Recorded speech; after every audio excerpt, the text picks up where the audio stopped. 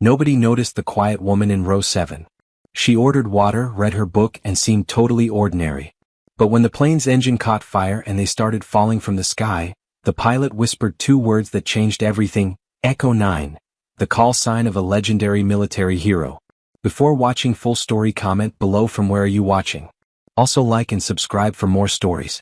The morning sun shone through the windows of Denver International Airport as passengers waited to board Flight 447 to Miami. Among them sat Sarah Martinez, a woman in her mid-30s who looked completely ordinary. She wore simple blue jeans, a gray sweater, and old sneakers. Her dark hair was pulled back in a basic ponytail, and she carried a small backpack and a paperback book. Nothing about her suggested she was anyone special or important. Sarah sat quietly in the waiting area, reading her book while other passengers talked loudly around her. Business people discussed their deals, families planned their vacations, and college students shared stories about spring break. But nobody paid any attention to Sarah. She was just another face in the crowd, invisible and unremarkable. When boarding began, Sarah waited patiently in line with her economy class ticket. The gate agent barely looked at her as she scanned Sarah's boarding pass. "Have a nice flight," the agent said automatically, already focused on the next passenger. Sarah walked down the jet bridge and found her assigned seat in row 7, window seat C. The aircraft was a Boeing 737, clean and modern but nothing fancy. Sarah settled into her seat and pulled out her book again. The middle seat next to her remained empty, but an elderly man named Frank took the aisle seat. He smiled at Sarah as he sat down, the kind of polite greeting strangers share on airplanes. "Going to Miami for business or pleasure?" Frank asked, trying to be friendly. "Visiting family," Sarah replied quietly. "That's nice." "I'm going to see my grandchildren," Frank said. "What kind of work do you do?" Sarah paused for just a moment before answering. "I work for the government." "Nothing too exciting." Frank nodded and opened his magazine, satisfied with the small talk. As more passengers boarded, Sarah watched them carefully, though she tried not to make it obvious. This was an old habit from her military training: always be aware of your surroundings and the people around you. She noticed the young mother struggling with 2 small children in row 5, the businessman in row 3 who kept checking his phone, and the college students in the back who were already too loud. Flight attendant Jennifer walked through the cabin, checking that carry-on bags were properly stored. She was friendly but professional, greeting passengers with practiced smiles. When she reached Sarah's row, she glanced at Sarah for less than a second. "Everything okay here?" Jennifer asked, but she was already looking past Sarah to the next row. Sarah was just another passenger to process, nothing memorable or important. In the cockpit, Captain James Wright completed his pre-flight checks with co-pilot Mike Torres. James was 52 years old with silver hair and steady hands that came from 25 years of flying experience. He had started in the Air Force, flying cargo planes around the world, before joining the airlines after his military service ended. "Weather looks good all the way to Miami," Mike reported, studying the flight plan on his tablet. "Should be a smooth trip." "Perfect," James replied. "I always prefer boring flights. Less paperwork that way." Both pilots laughed as they continued their preparations. James reviewed the passenger manifest on his computer screen, scanning the list of names as required by company policy. 147 passengers and 6 crew members. Nothing unusual jumped out at him, just typical names of people traveling for business, vacation, or family visits. The name Sarah Martinez appeared on the list, assigned to seat 7C, but it meant nothing to him. The flight attendants completed their safety demonstration as the aircraft pushed back from the gate. Sarah watched the presentation even though she had memorized every word years ago. She knew exactly where all the emergency exits were located, how the oxygen masks worked, and what to do if they had to evacuate the plane. But she kept this knowledge to herself, just like she kept everything else about her real identity secret.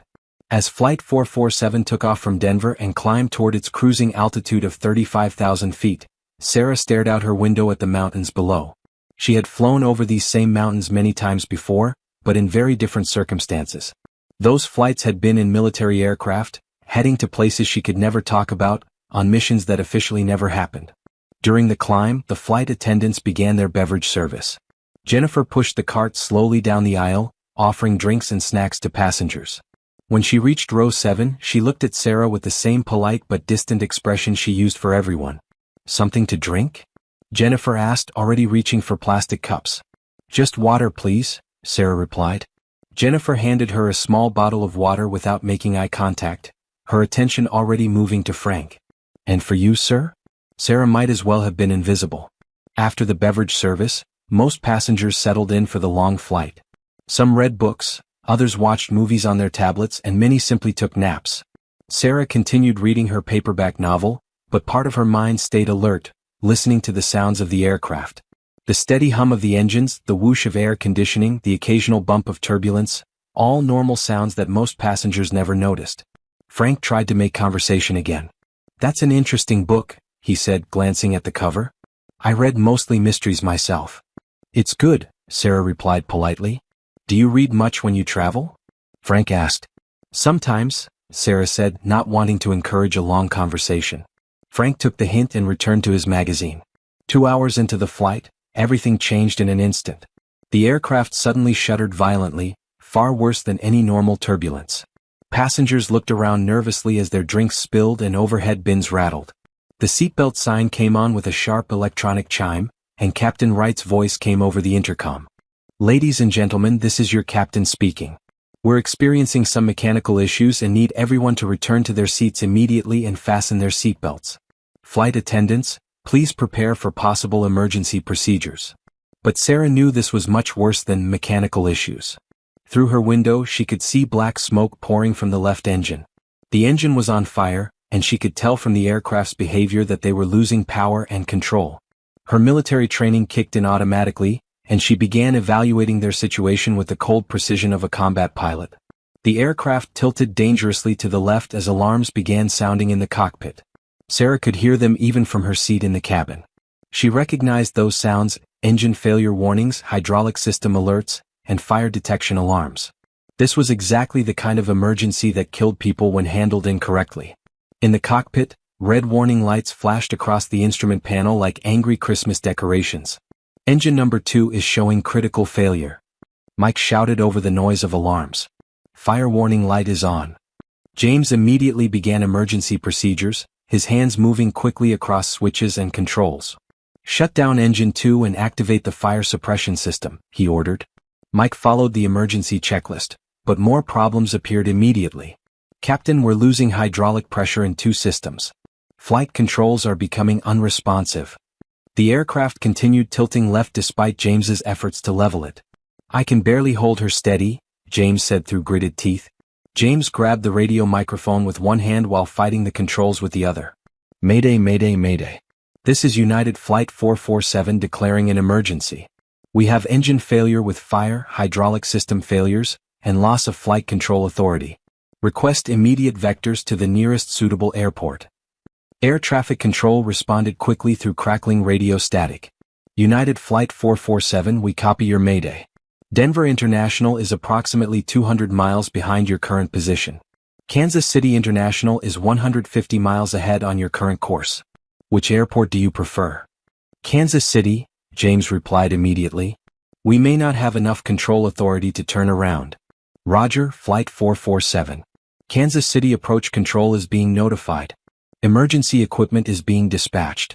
Descend to flight level 240 and proceed direct to Kansas City." Back in the cabin, passengers were beginning to panic as the aircraft continued shaking and tilting unnaturally. Oxygen masks suddenly dropped from the ceiling with a loud pop, swinging back and forth as people grabbed for them.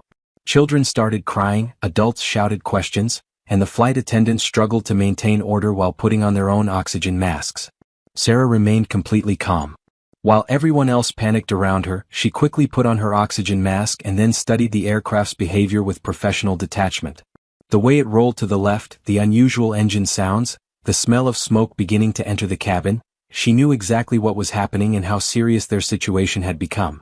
Without hesitation, Sarah unbuckled her seatbelt and stood up, moving toward the front of the aircraft. This violated every safety rule, but she knew they needed help that only she could provide. Frank grabbed her arm. "Where are you going?" "You need to stay in your seat," he said through his oxygen mask. "I'll be right back," Sarah told him calmly, gently removing his hand from her arm. She walked up the aisle against the flow of flight attendants who were rushing to help passengers with their oxygen masks. Jennifer saw her coming and immediately tried to stop her. "Ma'am, you absolutely must return to your seat right now." Jennifer said firmly, blocking Sarah's path. The captain has ordered everyone to remain seated. I need to speak with the captain, Sarah replied, her voice carrying an authority that hadn't been there before.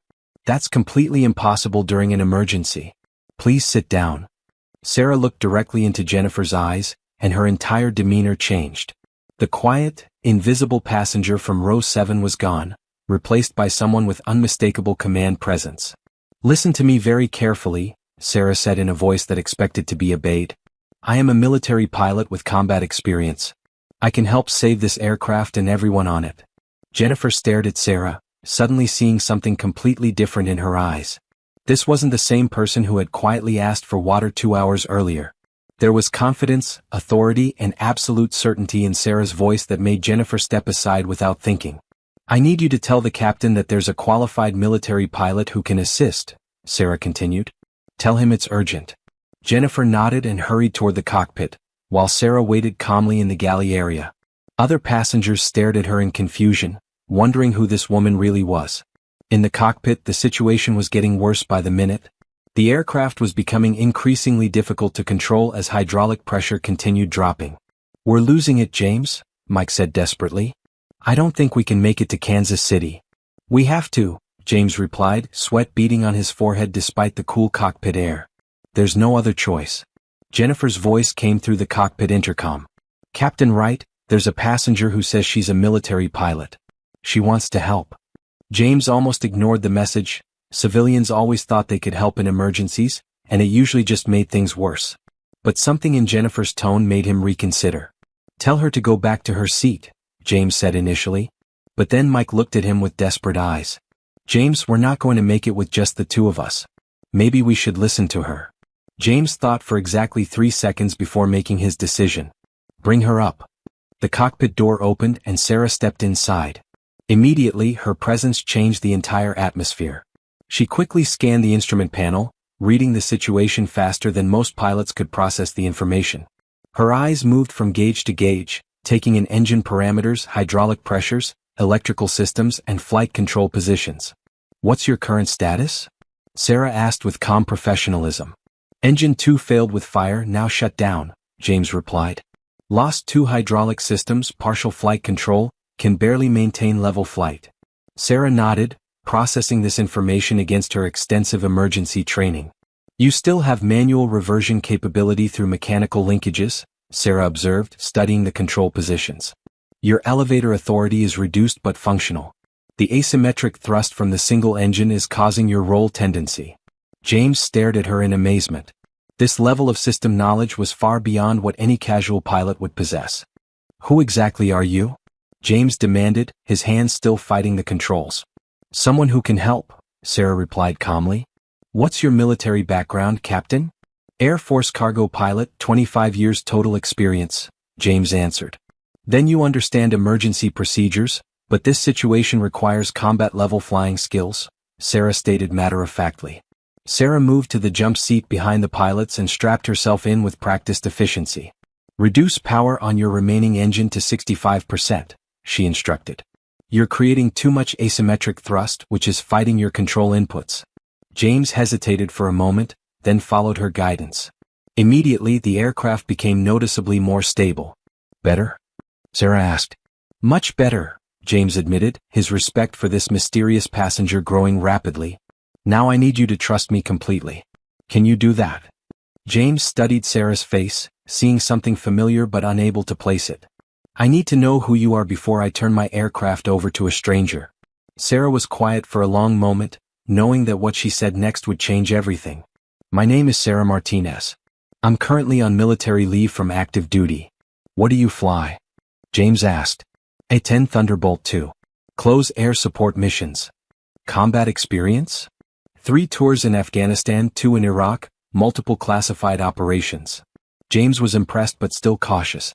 Then Sarah added the information that would transform the entire situation. I was also part of a special operations unit. We handled missions that regular military pilots couldn't accomplish. She paused, looking directly at James. Have you ever heard the call sign Echo 9? James froze completely. His hands stopped moving on the controls and his face went pale with recognition. Mike noticed the sudden change. What's wrong? He asked. James turned slowly to stare at Sarah, understanding finally dawning in his eyes. Echo 9, James whispered, his voice filled with awe and disbelief. You've heard of it, Sarah confirmed quietly. Every military pilot in the world has heard of Echo 9, James replied, his voice trembling with respect. The pilot who saved that convoy in Fallujah when they were surrounded by insurgents. That was a long time ago, Sarah said modestly, but James continued.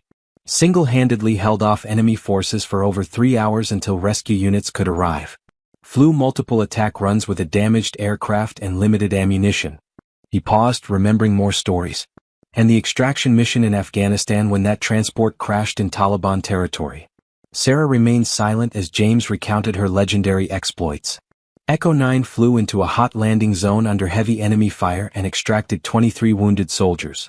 Made 3 trips back into the combat zone because the helicopter couldn't carry everyone at once. Mike listened in amazement as James continued. The classified missions in Syria, Somalia, and places that don't officially exist on any map, James added. They say Echo 9 could fly anything with wings, anywhere in the world, under any conditions imaginable. He shook his head in disbelief.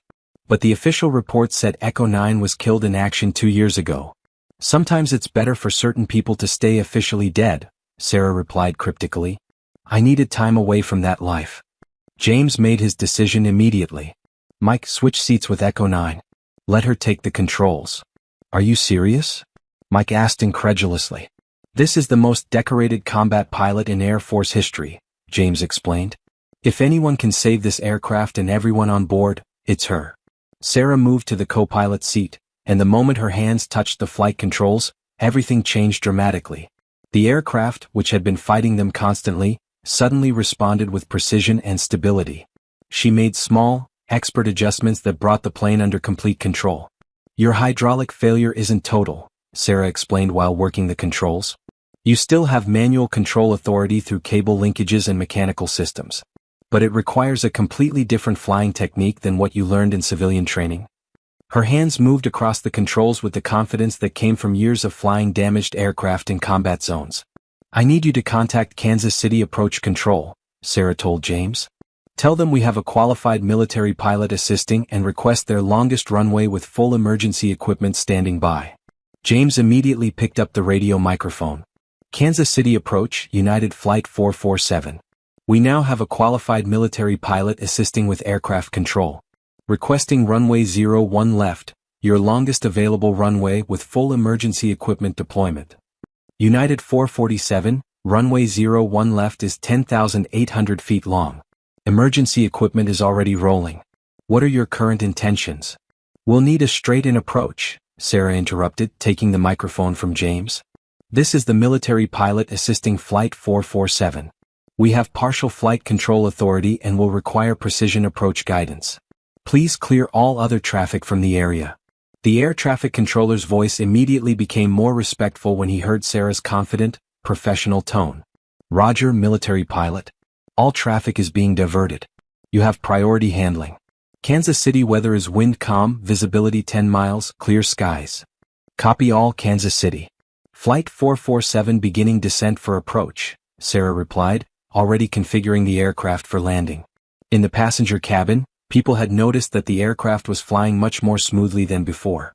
The violent shaking and rolling had stopped, replaced by steady, controlled flight. Jennifer and Robert, the flight attendants, were helping passengers understand the emergency procedures while trying to keep everyone calm. Is it just me or does the plane feel much better now? Robert asked Jennifer quietly. That woman from row 7, Jennifer replied, remembering Sarah's transformation from invisible passenger to military commander.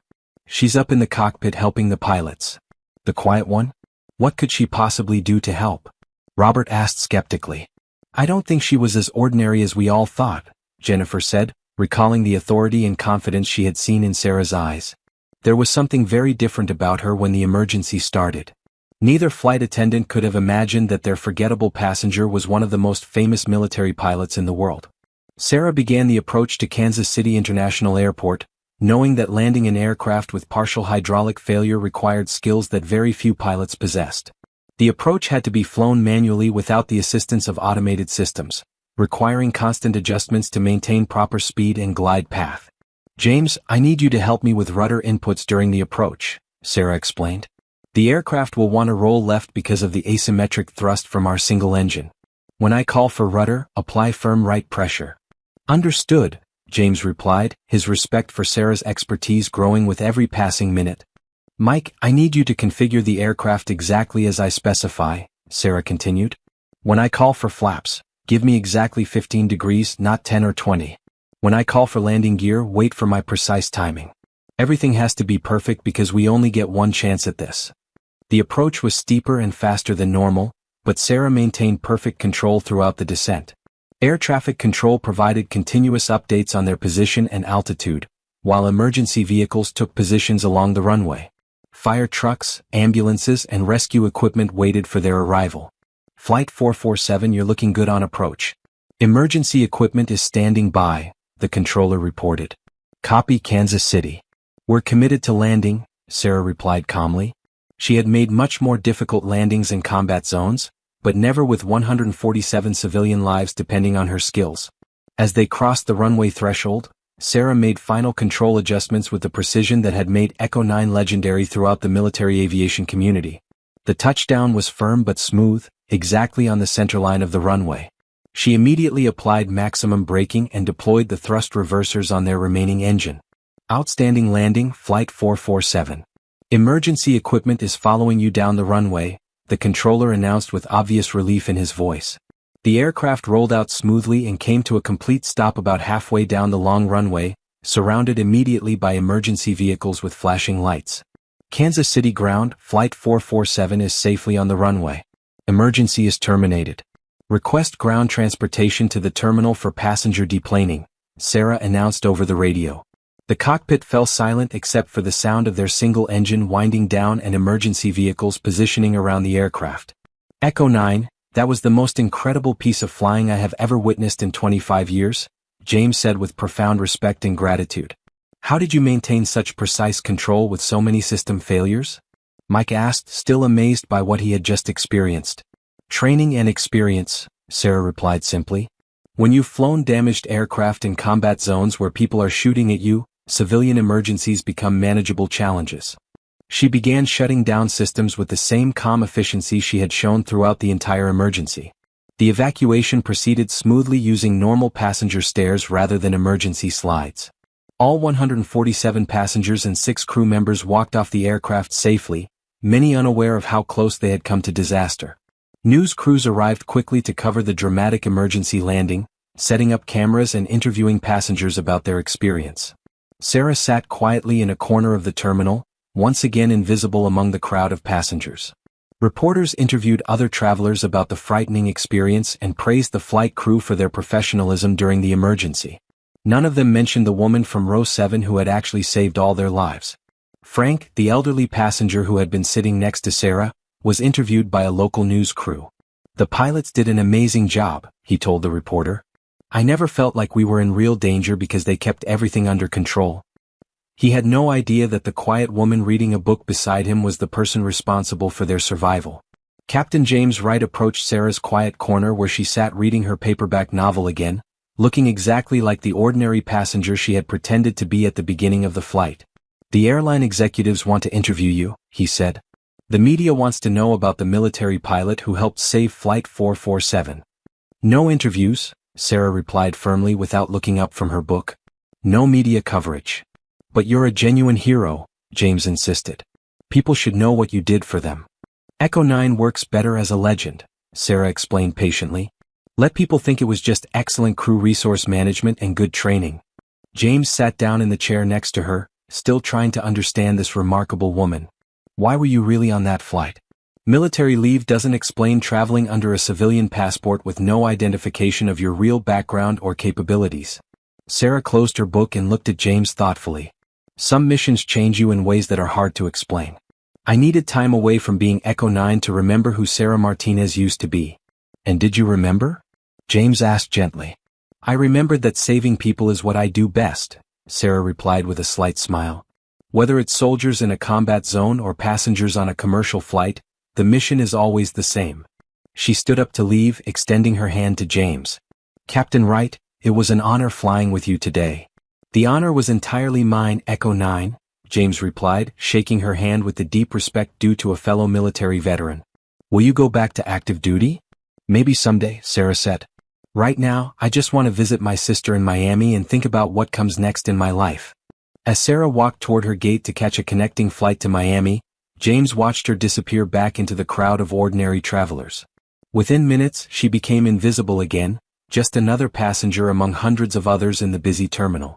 None of the people around her would ever know that they had just passed one of the most decorated military pilots in American history. The news reports that evening focused on the skill of the flight crew and the successful emergency landing, but they never mentioned Echo 9. Sarah Martinez was exactly where she wanted to be, hidden in plain sight, ready to help when needed but content to be ordinary when the crisis passed. Her carry-on bag contained civilian clothes, a few books, and some souvenirs for her sister's children. There were no medals, no certificates, and no evidence of her military career. The legend of Echo 9